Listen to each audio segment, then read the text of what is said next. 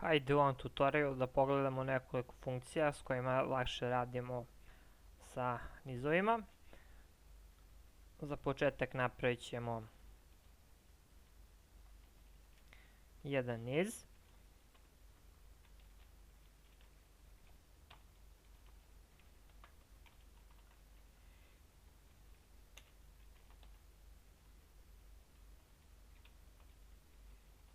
Dodat ćemo nekoliko elemenata. Sada možemo i na ovaj drugi način da deklarišemo niz. Na primjer, pa koristite koji vam se sviđa. Sada krećemo sa prvom funkcijom array push. Ona nam jednostavno služi da dodamo jedan element u niz.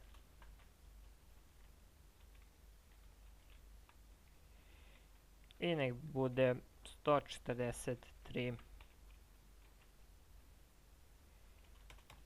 Sada kad to dumpujemo,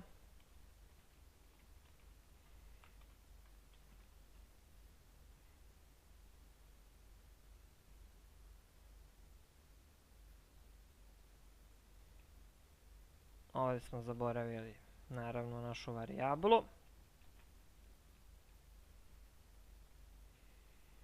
I dobit ćemo ovaj broj na posljednjem mjestu u nizu.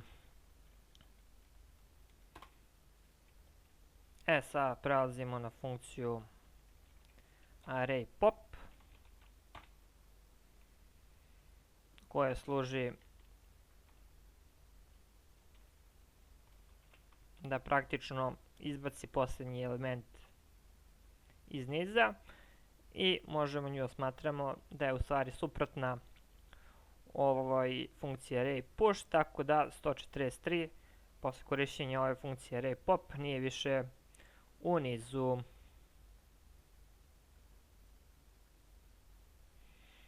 Sada sljedeća funkcija je array shift,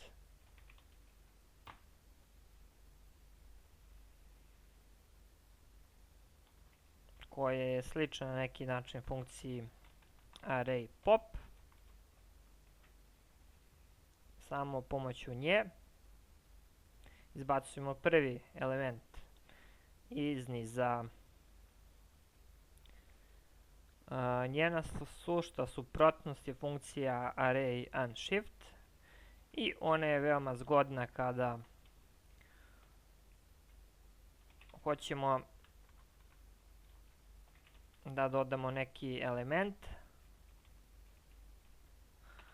ali na početak našeg niza. I sad kad ubacimo ovaj broj 777, on će se pojaviti u nizu, imaće nulti indeks, to jest bit će na početku. Sad ove sve funkcije nije znači potrebno da bi se izvršilo da snimimo neku novu varijablu.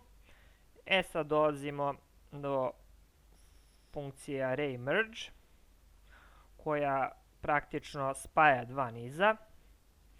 Hajde napravimo još jedan novi niz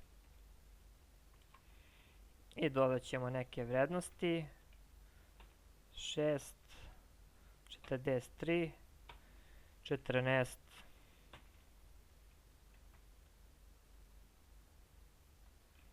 hajde još jedan put 56.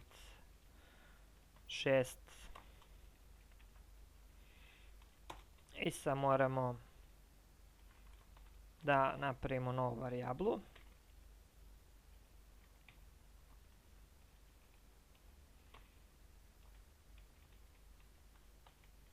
I sad ćemo pozvati ovu funkciju array merge.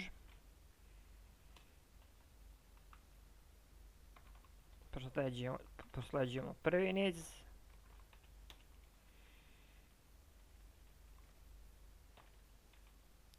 Drugi niz.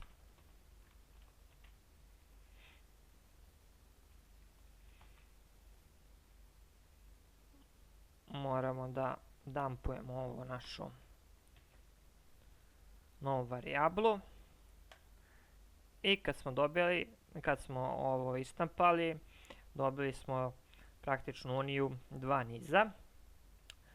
Sada možemo koristiti funkciju array intersect kako bi dobili presek između dva niza.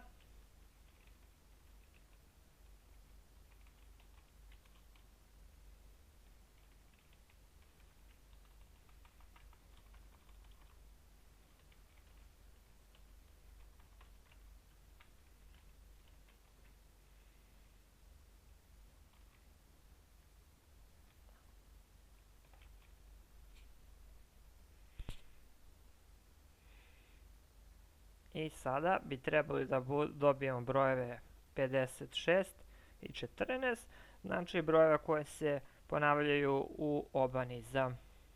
Tako je. I za kraj sada pogledamo samo šta je funkcija array_diff.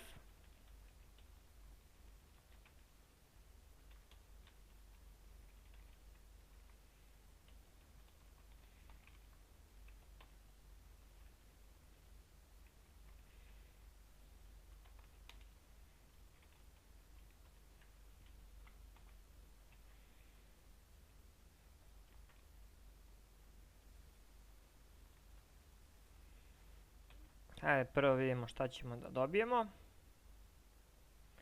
7, 13,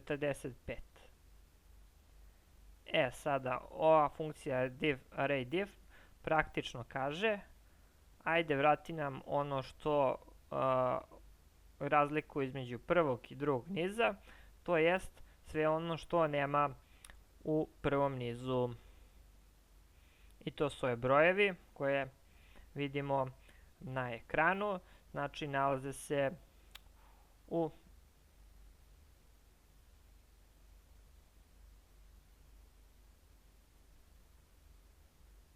ne nalaze se u drugom nizu. Eto, to bi bilo to kada je u pitanju ovaj kratak tutorial.